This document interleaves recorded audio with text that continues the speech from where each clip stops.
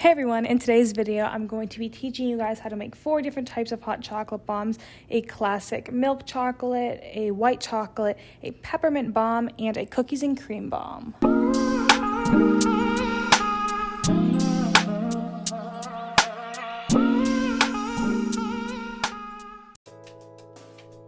To start off, I'm taking my Ghirardelli chocolate melting wafers and I'm placing them into my dome silicone mold, and I'm putting about 6 chips into each circle just so that I know how much chocolate I want to melt. I then put my chocolate into a bowl, added a few more chips just for good measure, and then put it in the microwave for 2 30-second sessions. The first time they won't be that melted, but the second time you just have to keep stirring it until the chocolate becomes completely smooth. I don't put any oil, I like the consistency just as it is.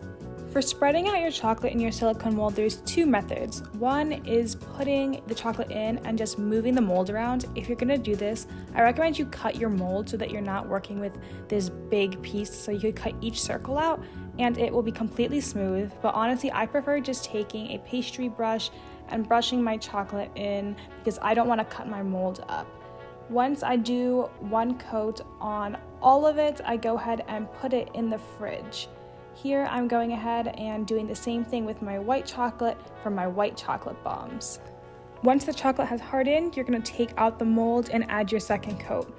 For the second coat, you want to use a brush because if you do the pour-in method where you move the silicone mold around, you're not going to get it smooth because now our mold is cold and we're putting in warm liquid chocolate, and that is going to harden up before you're able to fully spread it around if you're doing the method of moving your silicone mold around.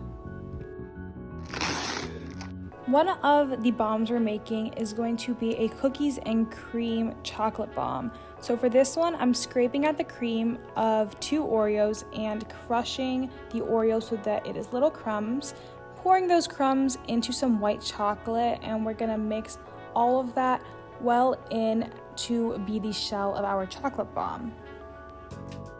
Now I'm going to go ahead and do the same method as I did with the other 2, painting the chocolate into the silicone mold and doing 2 layers. My white chocolate ended up being pretty thin, so I did do a 3rd layer for my white chocolate bombs.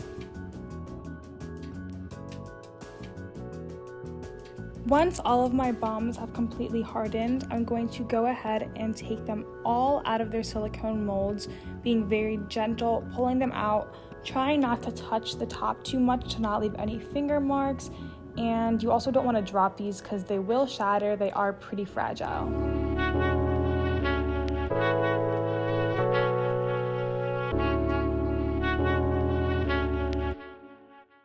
Once I've taken them all out of their molds, I'm going to go ahead and flip them upside down, and now I'm going to take 1 column and I'm going to put them on a hot plate to melt down the top to make it nice and smooth.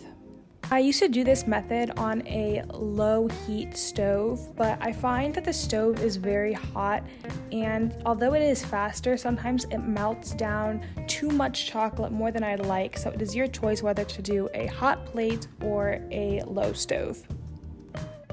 For my hot cocoa bombs, I'm going to be using both white hot chocolate and milk chocolate. And I'm going to be scooping about a tablespoon into each one, and this is for about a cup of milk. So depending on the size of your bombs, you could add more or less, and that also is just going to vary depending on how much milk you want to drink these with.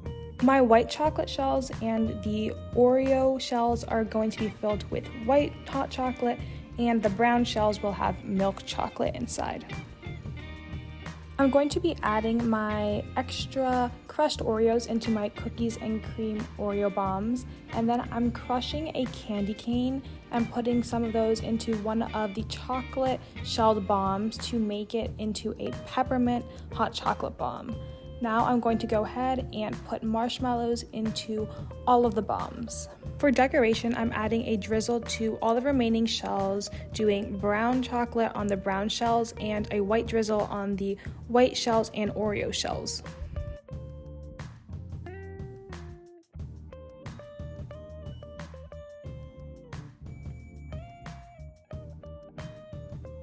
To finish off these chocolate bombs, I'm going ahead and putting the decorated tops onto the hot plate in order to smoothen out the bottom and melt it a bit so that melted chocolate acts as glue. I'm gonna push it onto the top and hold it there for a bit so that it dries on, and you're done.